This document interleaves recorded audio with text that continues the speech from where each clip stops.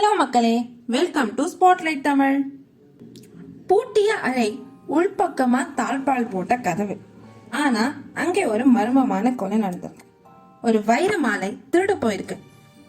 அங்கே தடயமா கிடைச்சது ஒரு இறகுதான். அது எப்படி நடந்துச்சு பார்க்கலாமா? வாங்க கதைக்குள்ள போகலாம். அதிகாலை நேரம். கஜானா அதிகாரி அறைய திறக்க போறாங்க. ஆனா கதவு உள்பக்கமா பூட்டி இருக்கு. தட்டி பாக்குறாங்க, பதில் இல்ல. கதவை உடைச்சிட்டு உள்ளே போய் பார்த்தா அதிகாரி மேஜ மேல சாஞ்சு இறந்துக்கு இருக்கிறாரு. அவர் கழுத்துல இருந்த ராஜா கொடுத்த வைர மாலை காணல. இப்போ இந்த விஷயத்த தெரிஞ்சுக்கிட்ட ராஜா ஓடி வராரு. யோ, கதவு உள்பக்கமா பூட்டி இருக்கு, ஜன்னல்ல இரும்பு கம்பி இருக்கு, அப்புறம் எப்படி யார் உள்ள வந்து மாலையை திருடினாங்க? இது மனுஷன் செஞ்ச வேலையா இல்ல பேய் பிசாசு வேலையா? ராஜாவுக்கு பயம் வந்துருச்சு. அப்போதான் அங்க ஒரு நீல நிற பறவையோட இறகு கிடைக்கிறது ராஜா பாக்குறாரு. அவருக்கு ஒண்ணுமே புரியல. இங்க என்ன நடந்துச்சு ஏதுன்னே புரியல. அதனால ரொம்ப குழம்பி போயிருந்த ராஜா உடனே அவரோட யோசனைக்கு மந்திரி ஞாபகம் வராரு. உடனே ராஜா தன்னோட காவலாளி கிட்ட போய் மந்திரிய வர சொல்லுன்னு ஒரு உத்தரவை பிறப்பிக்கிறாரு. இப்போ மந்திரி வராரு. அந்த இடத்த முழுசா சோதிக்கிறாரு. தரையில கொஞ்சமா தண்ணி சிந்தி இருக்கு. மந்திரி ஆனா எதையுமே பேசல. அரண்மனை முழுக்க அப்படியே ஒரு ரவுண்டு வராருங்க. அந்த சிந்தி அந்த தரை கூடவே ஒரு இறகும் இருக்கு. இதையும் நீங்க கவனிக்கணும். அரண்மனை முழுக்க ஒரு ரவுண்டு வராரு. வந்துட்டு ராஜா கிட்ட சொல்றாரு, ராஜா இது பேய் வேலை இல்ல, ரொம்ப புத்திசனமா செஞ்ச கொலை. எனக்கு 3 பேர் மேல சந்தேகம் இருக்கு.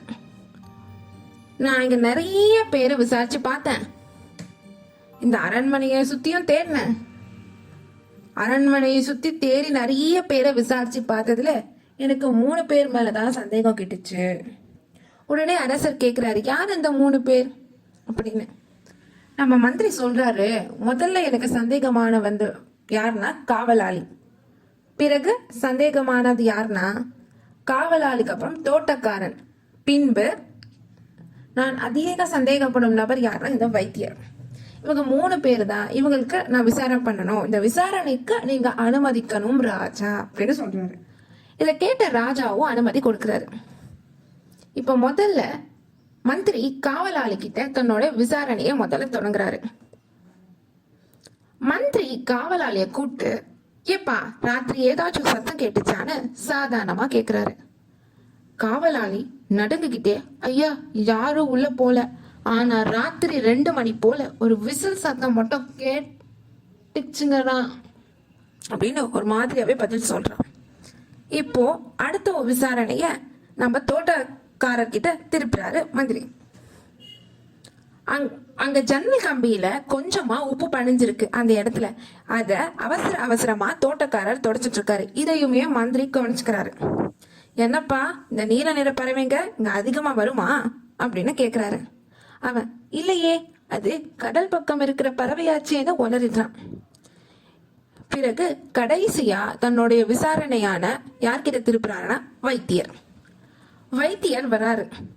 வைத்தியர் கிட்ட மந்திரி கேக்குறாரு, நீங்க தான் வைத்தியம் பாக்குறீங்களே ஐயா, இந்த உங்க வைத்தியத்தை வச்சு இவருக்கு என்ன மேபி என்ன நடந்திருக்கும் அப்படின்னு சொல்ல முடியுமா அப்படின்னு கேக்குறப்போ நம்மளோட வைத்தியர் சொல்றாரு, அதிகாரிக்கு நெஞ்சு வலி வந்துதான் இறந்திருக்காருன்னு ஒரு தப்பான காரணத்தை சொல்றாரு.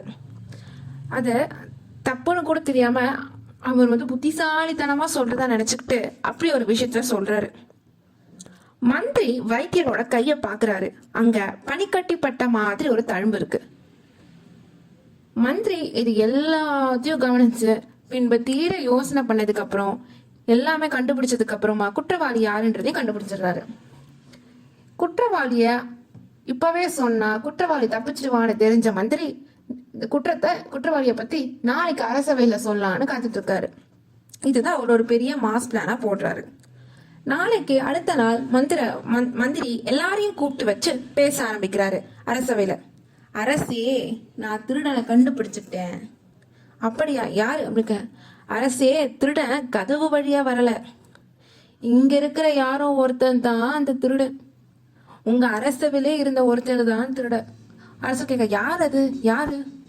அதுக்கு அவர் சொல்றாரு, வைத்தியர், இந்த வைத்தியர் தான் குற்றவாளி. அரசர் அதை நம்பவே இல்லை. வைத்தியர் வாய்ப்பு இல்லப்பா, வைத்தியர் வந்து இத்தனை வருஷமா இருக்காரு, அவர் அப்படியெல்லாம் பண்ண மாட்டாரு அப்படின்னு அரசர் சொல்றாரு. ஆனா நம்ம மந்திரி அடித்து சொல்றார், வைத்தியர் தான். இதை எப்படின்னு நான் உங்களுக்கு சொல்றேன். தோட்டக்காரன் ஜன்னல் வழியா அந்த பறவை உள்ள போறதுக்கு வழியை செஞ்சு கொடுத்திருக்கான். காவலாளி கேட்ட விசில் சத்தம் தான் வைத்தியர் பறவைக்கு கொடுத்த சிக்னல்.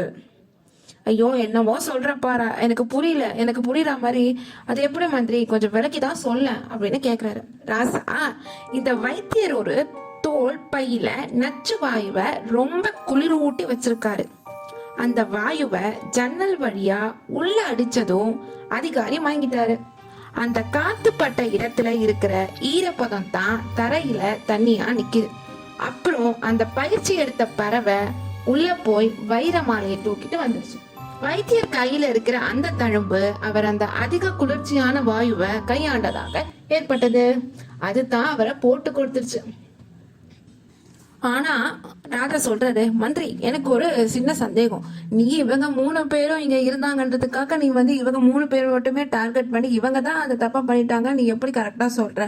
எப்ப பார்த்தாலும் வந்து இவங்களே தப்பு பண்ணுவாங்கன்னு அர்த்தமா என்னது நம்மளோட ராஜா கேக்குறாரு. அதுக்கு நம்ம மந்திரி என்ன சொன்னார்னா, ஒரு தப்பு நடக்குதுன்னா அங்க 2 விஷயம் இருக்கணும். ஒண்ணு வாய்ப்பு, இன்னொன்னு வசதி. இந்த 3 பேரை தவிர வேற யாருக்கும் அந்த அறைக்குள்ள நுழையிற வசதியோ நேரமோ அமையல. அதனால தான் மந்திரி இவங்களை ஃபில்டர் பண்ணி தூக்குனாரு இந்த மாதிரி. அப்போ மந்திரி இன்னொரு விஷயத்தையும் சொல்றாரு. நான் இந்த அறைய சுத்தி ஒரு பார்வை பார்த்தவே எனக்கு 3 விஷயம் தெளிவா செஞ்சிருச்சு.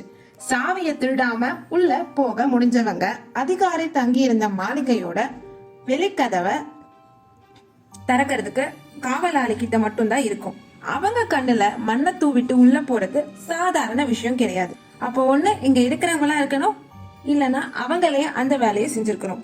அதிகாரி ராத்திரி சாப்பிட்டு தூங்கின பிறகு 1 மணி நேரத்துல இறந்திருக்காரு. அந்த நேரத்துல அவர் பால் கொண்டு போனது அந்த சமையல்காரர் மட்டும்தான்.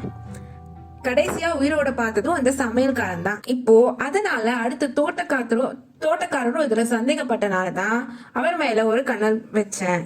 ஜன்னல் பக்கம் போனவங்க அந்த பறவையோட இறகு ஜன்னல் ஓரத்துல கிடந்துச்சு. அந்த ஜன்னல் வழியே இருக்கிற தோட்ட செடிகளுக்கு தண்ணி ஊத்துறது பராமரிக்கிறது எல்லாம் இவர் வேலை தானே. அவருக்கு அதோடவே வசதி அதிகம். சோ இதனாலதான் இவங்க 3 பேரையும் நான் சந்தேகப்பட்டேன். அத சரி, இந்த கதை உங்களுக்கு பிடிச்சிருந்துச்சுன்னா நம்ம ஸ்பாட்லைட் தமிழ் அப்ப லைக் பண்ணி ஷேர் பண்ணி சப்ஸ்கிரைப் பண்ணுங்க. Thank you all.